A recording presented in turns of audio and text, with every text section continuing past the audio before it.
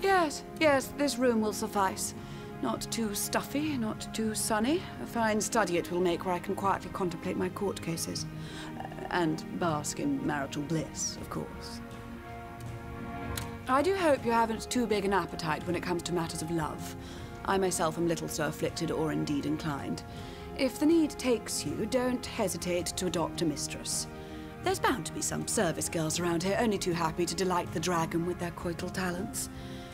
No, if something stirs my passion, it is the law above all else. Tomfoolery I leave to tomcats. Now then, to read through last week's transcripts. I'll see you later. Maybe we can have a spot of dinner together? Marriage is a happy occasion after all, and demands some sort of formal celebration. That is the custom, is it not? I'll see you later, I said, Commander. You do understand the phrase, don't you? My esteemed husband, I'm afraid I can't spare the time for the more frivolous facets of marriage, as I'm to preside over a court case very soon. Bit of a bizarre one, actually, but rather clear-cut. The gist of it is that a ship sank, and initially there were only 2 survivors. A dwarf and a lizard clung to some flotsam, but it too started to sink, so the dwarf kicked away his miserable companion, who quickly drowned. Self-defense thus pleads the dwarf. Cold-blooded murder thus protests the prosecution. I'm inclined to agree with the latter. Fellow's going to hang, and there's an end to it.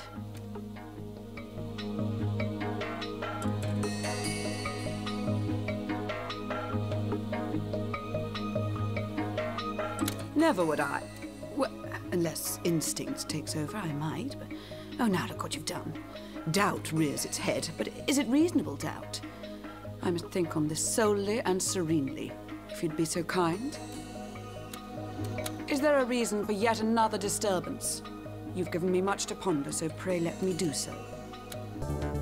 Another day, another mindbreaker. Praise yourself lucky, my draconic husband, that you have but a war to wage and a realm to rule. Here I am, contemplating the fate of a fellow lizard, though I shudder to count this repulsive reptile as one of my own refined race. It has brutally murdered a fair elven maiden because she spurned his lewd advances. The brute is guilty as sin, that much is as clear as daylight, but the all-lizard jury has found him not guilty. Oh, so much for my own refined race. Be that as it may, deep down I want to dismiss the jury's verdict as hurriedly as I would an undead's love letter and simply hang the beast. Were it not for my conscientious nature, I would do so.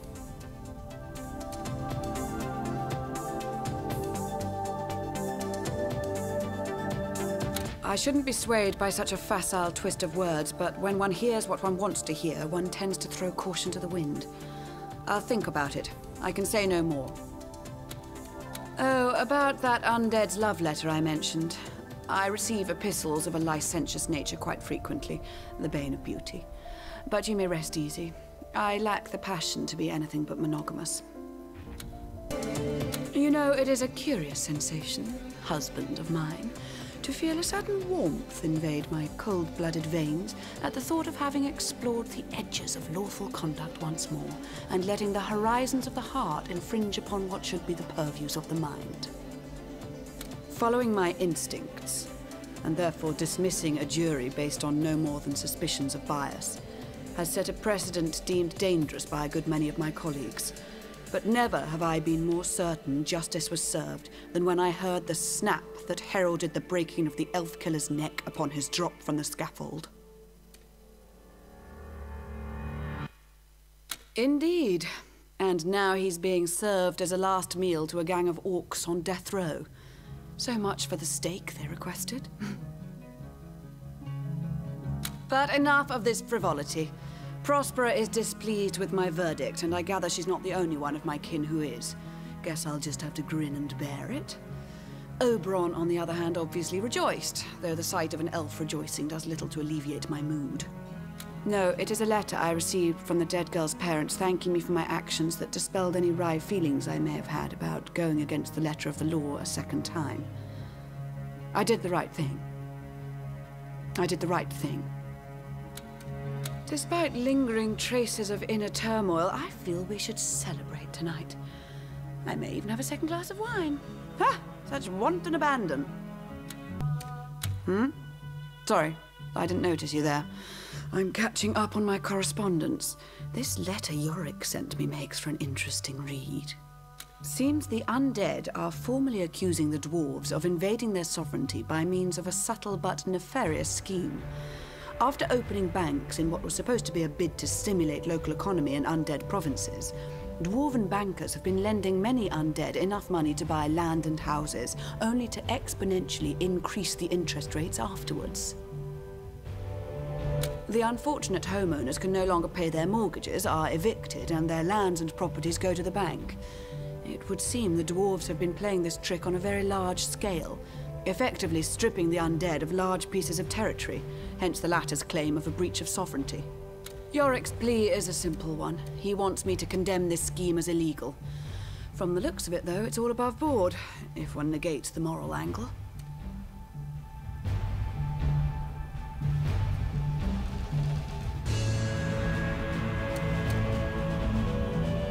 So you're ever so subtly implying you'd like me to put a stop to their knavish enterprise, hmm? You know what? I'll do it. Just like that.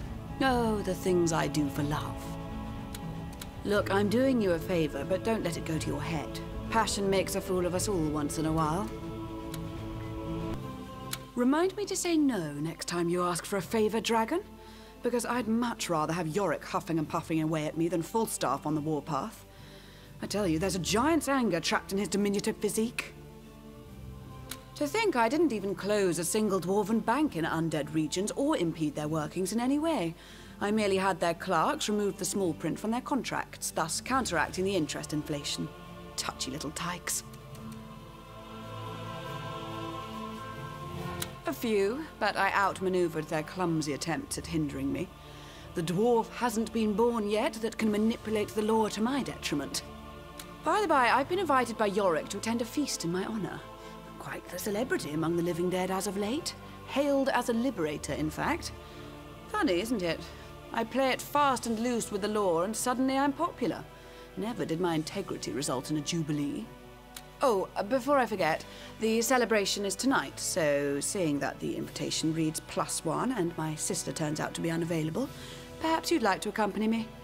Do take a bath first, though. You still reek of burnt flesh and jet engine oil. Kind of the undead to pay me tribute, though. Almost heartwarming. Almost. Your latest conquest is giving me quite the headache, husband, dear. You overrun realm after realm, not caring who has to vacate the local throne. Today it was a notorious elven dictator. So far so good, you might say, but the situation is more complicated than that. During the confusion that arose when your armies marched in, a group of guerrillas kidnapped a bunch of bigwigs' wives and children. They demand the release of their leader, one who opposed the rule of the toppled dictator. Alas, this fellow is hardly a saint. His means of opposition included murder, bombings, arson, and other pleasantries.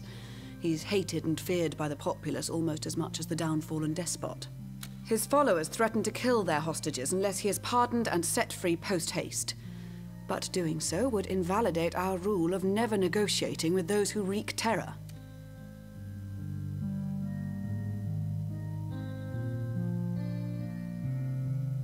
I'm not quite as convinced as you are they will lay down their arms upon the liberation of their leader. But perhaps saving women and children from peril should be a concern we elevate above hypothetical outcomes. I'll set the wheels in motion. It will pain me to keep up a kind facade when facing these dregs from the gutter.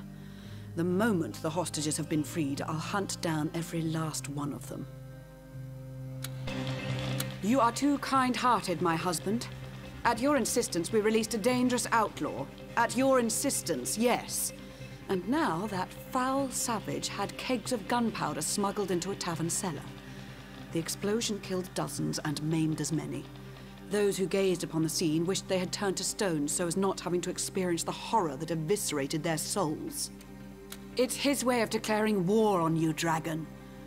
The pet theory that he has nothing left to fight for is false. A creature like this never desists, but simply looks for a new prey.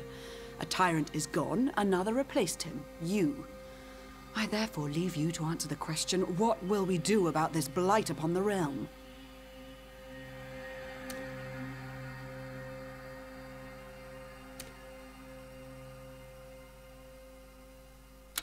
Spoken like a true dictator. Your wish, dear, my command.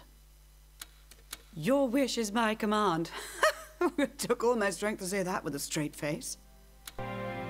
It is over, my dragon. The terror weaver that stalked our streets like a rabid killer has been assassinated with the slow precision he deserved. I know some silently blamed me for the tavern tragedy, as it was I who released the bomber in return for the hostages, at your insistence.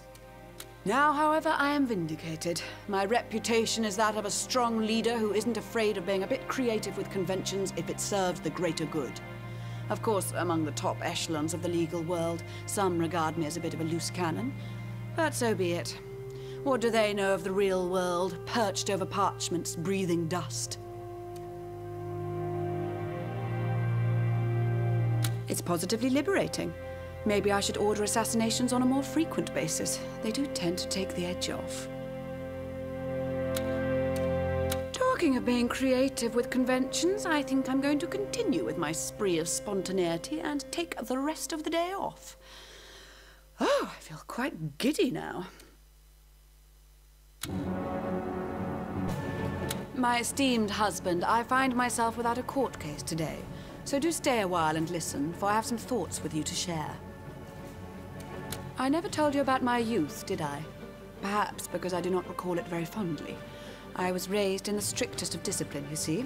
Indeed, the minormost infraction was punished severely and judiciously. No wonder such an upbringing led me to the law, the very measure of right and wrong. In the short time I have been aboard the Raven, I've had to preside over some of the most interesting cases of my career. And because of the, to my ears, often strange advice you offered, I have made some puzzling decisions that nevertheless felt right and, dare I say it, just. Under your auspices, I have sometimes been able to explore beyond the letter of the law and discovered there the spirit of the law. A curious new territory, the exploration of which my own rigidity had previously prohibited. I'm convinced, though, these meanderings have made me a better judge. The satisfaction of serving the greater good has lukewarmed my cold blood, and in doing so awoke unknown affection, endearment even, for no other than you. In time, I may yet come to love you, my prince, and as such you have made an unfathomable gift. Where you already have my kindest thanks, tenderness has yet to come. I am optimistic that it shall, but please do be patient, for such a drastic change of direction requires testing time to run its slow-paced course. You know, my love, I've been eavesdropping once or twice when you and the councillors decide upon policy. Dear me, what a sad state of affairs when men and women of the law have to enforce what is decided during these shouting matches by means of bickering, bartering and bribery. Had I known sooner, I had long been less strict about the nonsense I must from time to time enforce. What a heartbreaking case I am presiding over, my darling. Some vile blackguard, deep perversions, the death of a child. After all this, is not revenge justified? Should I not commend rather than condemn the ones that gored this monster? I do believe so. I really do. You know, my sweet, I never thought the day would dawn that I'd dread having to read through a few hundred pages of legal documents. I must be going out of my mind or something, but all I want to do is go outside and have a picnic. Now listen to me, I'm positively dizzy.